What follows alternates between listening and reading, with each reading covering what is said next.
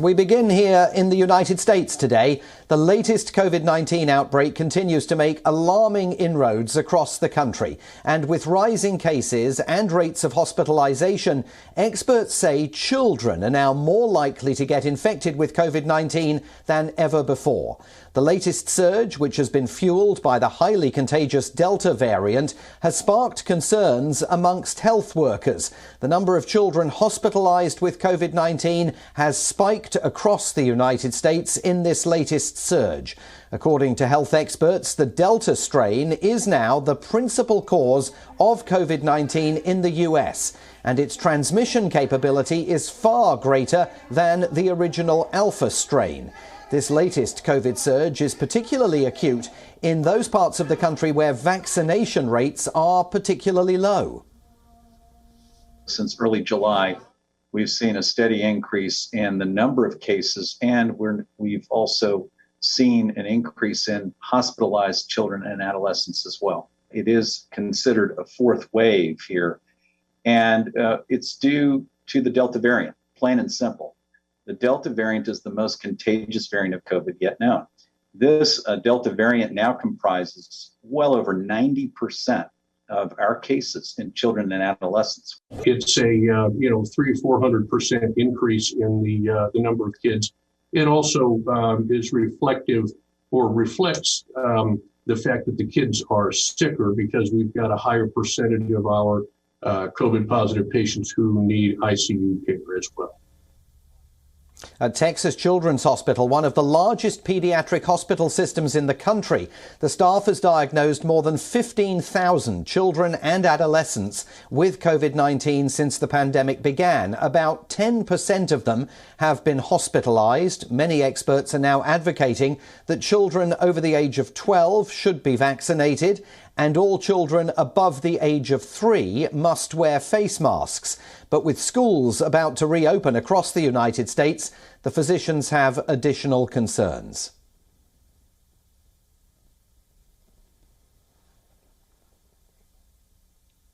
So, with coronavirus cases in the United States rebounding to an average of more than 100,000 new infections a day, that takes the country back to levels it hasn't seen since the winter.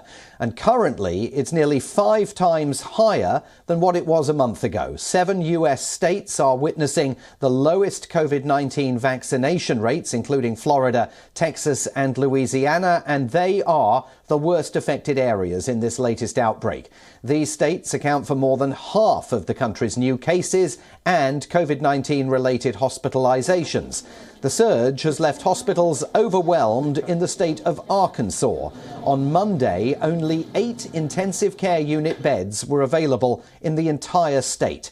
In neighboring Texas, Governor Greg Abbott is asking hospitals to postpone elective surgeries as the Delta variant cases continue to surge. Hospitals in the United States are filling up rapidly as the Delta variant sends COVID-19 cases surging to a 6-month high. The U.S. has averaged 100,000 cases for 3 days in a row, up 35% over the past week, according to a Reuters tally.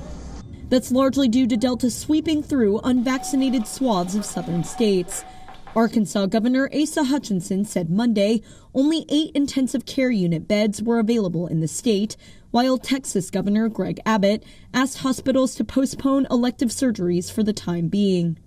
In Florida, which set a single-day record on Sunday with over 28,000 cases, according to the CDC, hospitalizations have been at record highs for 8 days in a row. That's led to renewed debate over vaccine and mask mandates.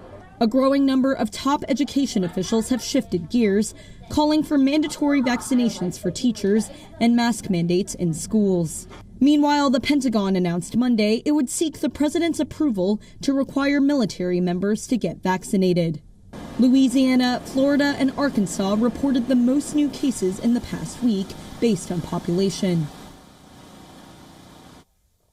Australian authorities are vowing to crank up policing of anti-COVID lockdown rules in Sydney. This as the city reported its biggest single-day COVID surge yet. Sydney reported 343 new infections in the last 24 hours. 5 million residents of Australia's biggest city have been in lockdown for 6 weeks. But tougher policing in most affected areas has divided Sydney, and it stoked resentment in some of Australia's migrant-heavy neighbourhoods.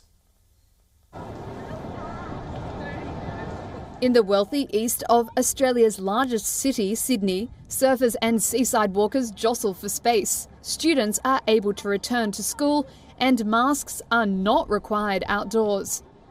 But in the city's west, one of the areas most densely populated by migrants in Australia, harsher restrictions and tougher policing have stoked resentment. People there are banned from leaving their homes and from any face-to-face work in an effort to contain COVID-19 infections. Lebanese restaurant owner of 12 years, Abdul Eldik, says the double standards are hard to stomach. One rule applies for the west, one rule applies for the east, another rule applies for the north. It's hard, but what do we do? At the end of the day, you got to try to make it work. I don't need the government's money. I can make my own money. Just give me back my business. Restaurants across Sydney are banned from seating customers and rely on takeaway to survive. But the reduced income in the west, coupled with restricted movement, has severely dented sales. The city's lockdown has exposed its socio-economic divide as it battles to contain its worst outbreak of the pandemic. That's not to say residents in the east, including some from the iconic neighbourhood of Bondi, aren't sympathetic to those in the west.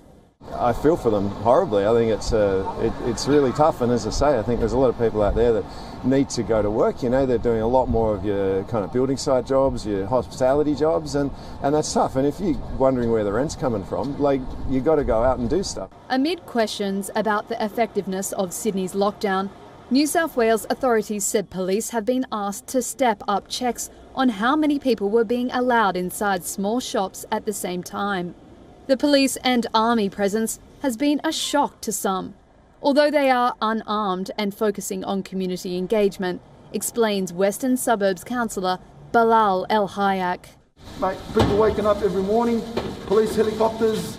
I got a call last night at midnight, a message at midnight last night with someone complaining that their kids can't go to sleep because there's a helicopter on top of their house flying very low.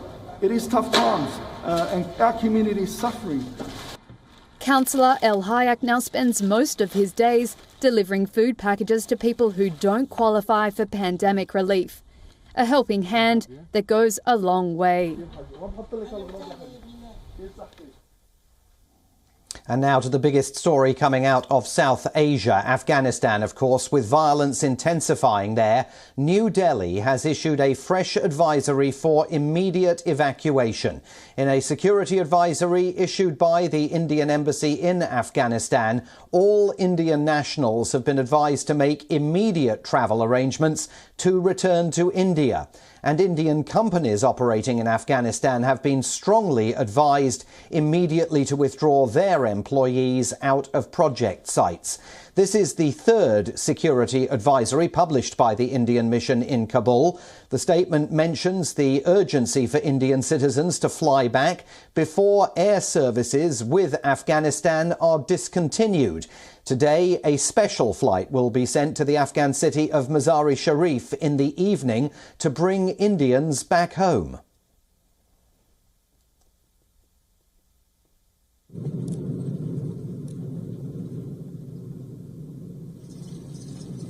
India's consulate in Mazar-e-Sharif has also asked all Indian nationals in the region to leave. Indian citizens wanting to leave by special flights have been asked immediately to register their details to facilitate the process. The situation unfolding in Afghanistan is grim. Here's a map of the country, and as you can see, the provinces around Mazar-e-Sharif have fallen to the Taliban, and Mazar is next on the Taliban's wish list. It is the fourth largest city in Afghanistan. If it falls to the Taliban, that would signal the collapse of Kabul's control of the north, likely raising major questions about the future of the Afghan government. But Mazar's longtime strongman, Atta Mohammed Noor, has vowed to fight to the end, saying there will be resistance until the last drop of blood. On Monday, Afghanistan's Interior Minister, Mirwais Stanikzai, said that the Taliban is inching towards Mazar, but he also assured the people that forces deployed in the region are strong enough to take down the enemy, and the Taliban has already suffered casualties. The enemy attacks in Kunduz, Shabargan, Samangan and Saripul provinces are ongoing. The security forces have had resistance and advances in Kunduz and other cities. The enemy has suffered big losses. After coming under pressure, the enemy is now moving towards Mazar and Pule Khumri cities. But unfortunately, the security belts in Mazar are strong and the enemy has suffered casualties. The situation continues to deteriorate in Afghanistan. With each passing hour, it is changing. It is slipping down, and where I am right now at the gates of Mazar, there is fighting that is ongoing in Police District 17 at the electricity station that is coming in from Uzbekistan that supplies electricity to the entire country. That is the district where there is currently a fierce battle that is ongoing. It is being repulsed. The attack is being repulsed by the militia of Ustad Atta Noor and the Afghan National Army.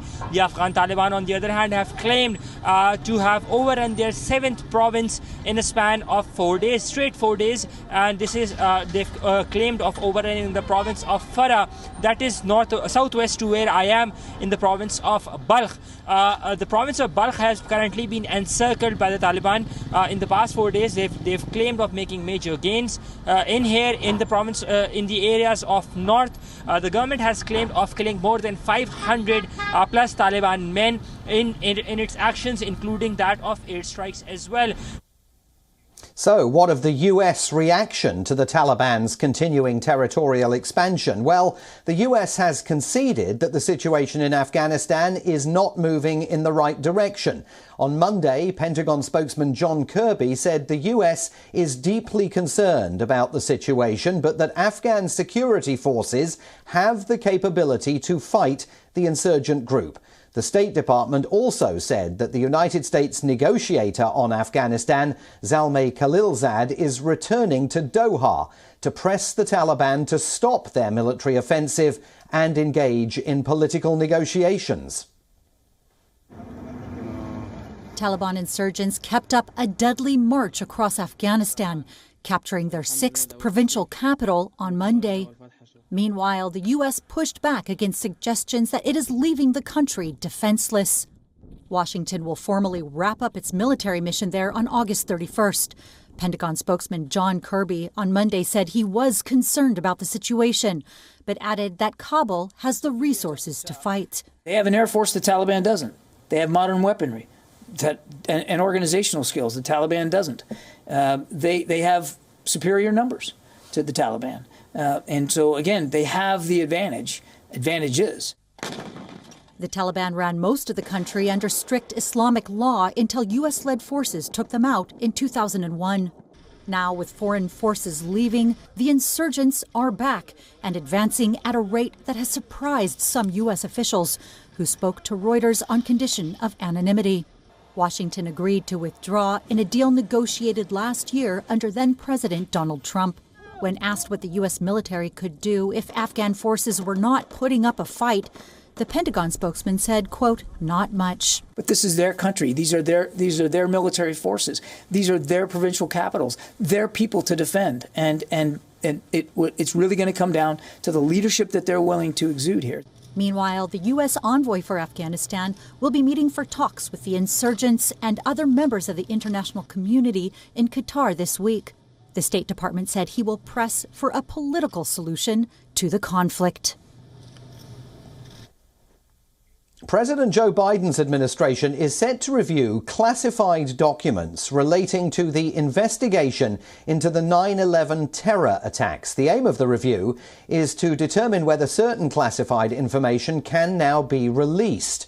President Biden has issued a statement saying he's committed to ensuring the maximum degree of transparency possible under the law. The president added that his administration will adhere to rigorous guidance issued during the Obama administration on the invocation of state security privileges.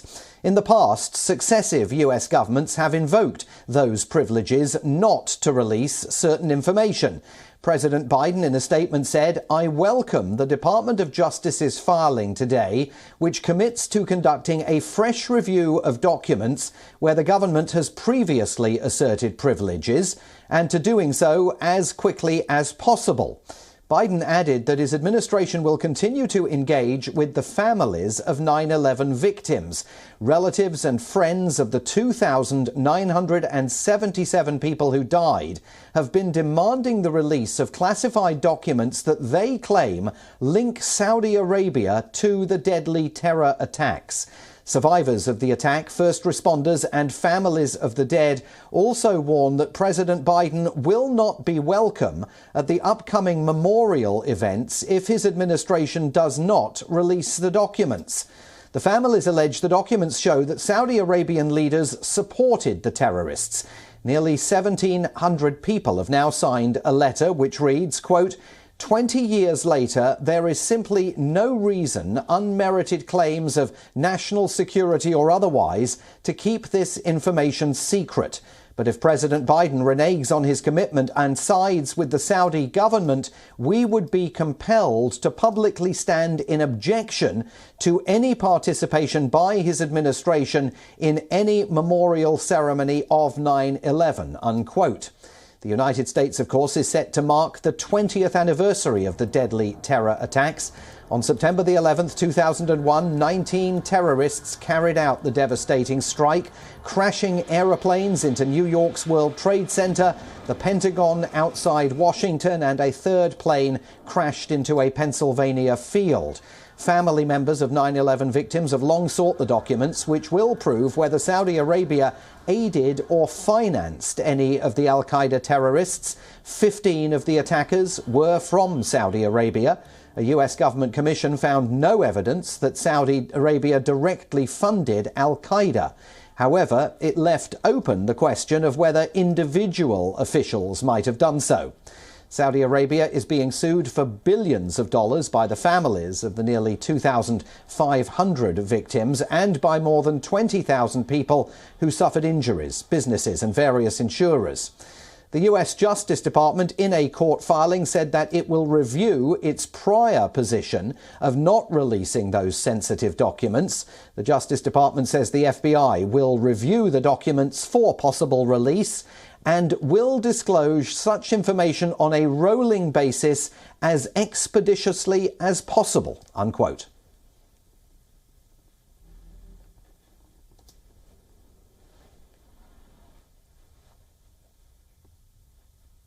As you will know if you watch this program on a daily basis, our planet is in peril.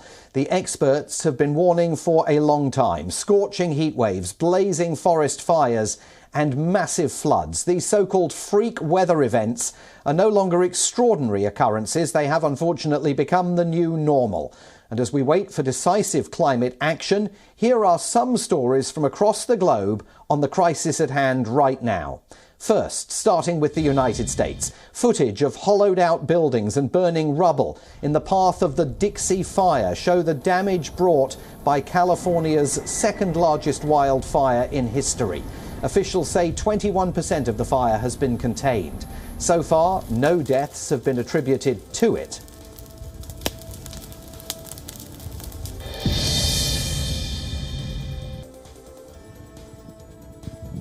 Second, wildfires are raging through Peru.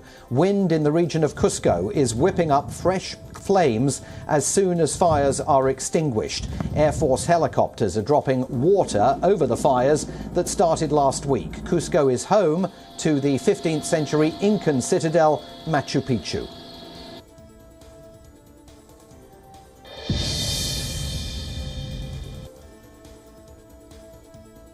Third, wildfires are sweeping across Bolivia's eastern lowlands. Thousands of hectares of areas known for their high wildlife are at risk. Strong winds have made the task of controlling them more difficult. Firefighters and other institutions have been trying to douse the flames without success.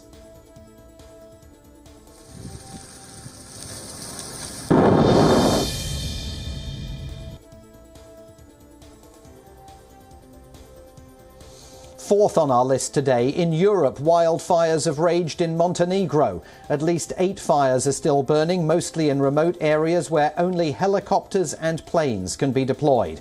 Thousands of acres of pine, beech and oak forests have been decimated. 5 men have been arrested on suspicion of arson.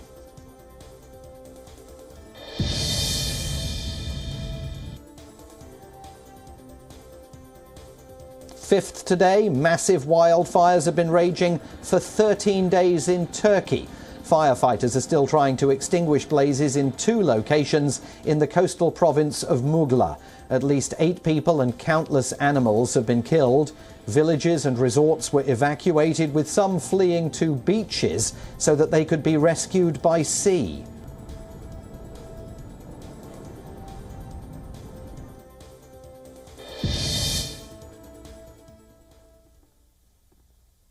And devastating wildfires have been burning across Greece for a week now. Thousands of people and dozens of villages have been evacuated. Over 500 fires have been burning across the country. The largest one in Evia, Greece's second largest island, located just off the mainland east of Athens. Following public anger at delays and breakdowns in the government's response, the Greek Prime Minister apologised for failures in tackling the wildfires. As fires burned unabated in many parts of Greece for a 7th day, Greek Prime Minister Kyriakos Mitsotakis on Monday went on television to apologize for failures in tackling the devastating wildfires that have sent thousands of people fleeing, destroying homes and businesses as well as huge swaths of forest land. The extent of the destruction, especially in Evia and Attica, blackens all of our hearts, and I am first to apologize for whatever weaknesses existed.